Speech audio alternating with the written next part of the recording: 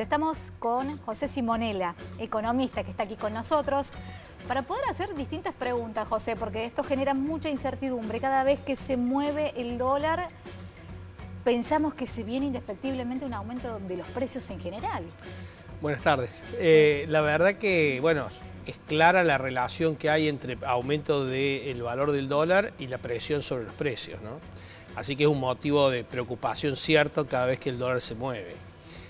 Lo que sí hay que digamos, pensar es que el dólar estuvo quieto durante varios meses, digamos, relativamente quieto, por obra y gracia de las intervenciones del Banco Central, fundamentalmente en lo que hace al dólar financiero, el dólar, digamos, libre y legal, que es el dólar MEP y el dólar contado con liqui. Y bueno, en el mercado del dólar blue, del dólar ilegal, también había cierta tranquilidad. Con una inflación que, si bien es menor la que se conoció que la de meses anteriores, sigue siendo una inflación muy alta y obviamente eso presiona en algún momento sobre los precios. Estamos acercándonos, como bien decías, al proceso electoral, ya estamos prácticamente sobre las pasos. Y normalmente los argentinos, tanto las personas físicas como las humanas, digamos, como las empresas, tratan de dolarizarse para pasar estos momentos que son de alta incertidumbre y de volatilidad en el tipo de cambio con dólares. Y hay un tema no menor que ha incidido también para que la presión sobre el tipo de cambio se ejerce en estos días, que es el hecho de que el gobierno no logra terminar de cerrar un acuerdo con el Fondo Monetario Internacional. El acuerdo que parecía que ya estaba, y habrás escuchado ya hace por lo menos de casi 2 semanas para atrás que viajaban los funcionarios a cerrar el acuerdo y que ya estaba y que viajaba el equipo de Massa para que después fuera Massa y lo firmara.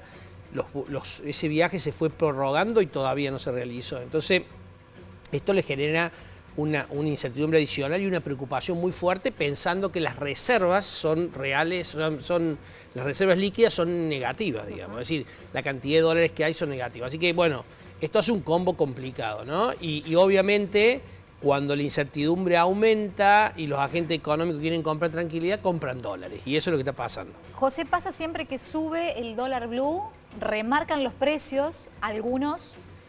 Hay que decir, hay productos que no dependen del dólar y lo mismo los remarcan por una cuestión psicológica. De expectativas. De expectativas también. Y recién mencionabas el tema de los números de la inflación del mes pasado, que se nota una desaceleración.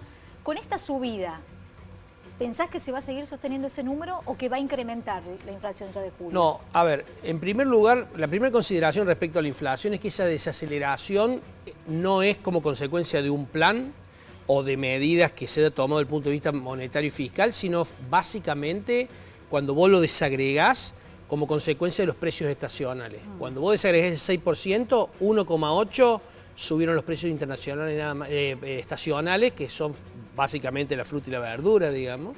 Y los precios, la inflación core, la inflación, digamos, núcleo, la del resto de los precios, subió 6,5%. O sea que, en principio, esto obedece a que la gran sequía que hubo obligó a los productores de carne a desprenderse de animales porque no los podían alimentar.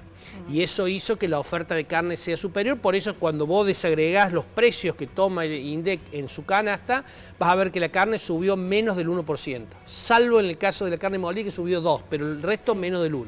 Y vas a ver que algunas verduras o algunas frutas, como puede ser el tomate o la naranja y demás, cayeron un 20 y pico %. Ahora, cuando vos vas al resto de los bienes de la canasta, digamos, alimentaria, vas al azúcar, subió 33%, cuando vas al, claro, el café, la yerba subió 16%, el pan subió 13%, digo, el vino de mesa subió también en 2 cifras, creo que está algo de 15 o 17%, bien no lo recuerdo, pero digo, la idea es que esto es una cuestión ocasional y estacional, y que en el futuro va, así como la carne por la sequía bajó de precio, porque aumentó la oferta, cuando comiencen las lluvias en el tercer trimestre, los productores van a retener, digamos, ganado, van a retener, y eso va a hacer que el precio suba más que lo habitual. Así que es todo circunstancial. Es circunstancial y no es consecuencia de un plan, digamos, de que se esté trabajando sobre las variables financieras y monetarias, sino básicamente por esta coyuntura que te decía de precios estacionales y porque el dólar lo mantuvieron tranquilo. Ahora, con un dólar subiendo el resto de los precios, digamos, fluctuando, claramente hay que esperar que la inflación, si tenemos suerte, se ameseta en torno al 6, un poquito menos, un poquito más, pero hay. Y si hubiera una disparada del tipo de cambio, como bien decís vos, por la correlación que hay entre tipo de cambio e inflación, eso va a hacer que se dispare un poquito más. Complicado entonces lo ves a la cuestión de precios en Sí, este año, el gobierno no va a poder sostenerlo, porque hay una biblioteca que asegura, año electoral, hacen todo lo posible para tratar de mantener por lo menos los números prolijos. Sí, hacen todo lo posible para tratar de mantener la inflación a regla y eso es retrasando el tipo de cambio habitualmente, anclándolo con el tipo de cambio, pero esto es lo que el Fondo Monetario Internacional no lo está aceptando. Lo que el Fondo Monetario Internacional está discutiendo, más allá de que no hemos cumplido ninguna de las 3 condiciones que nos comprometimos con el fondo para que el fondo pueda realizar el desembolso. No bajamos el déficit fiscal como lo prometimos, no se redujo la emisión como se prometió y no acumulamos las reservas que se prometieron. Obviamente, que de las 3 variables la excusa o la realidad, como quieras llamarlo, es la sequía, ¿no? Que te pegó en la reserva, te pegó en la recaudación y por ende te aumentó el déficit.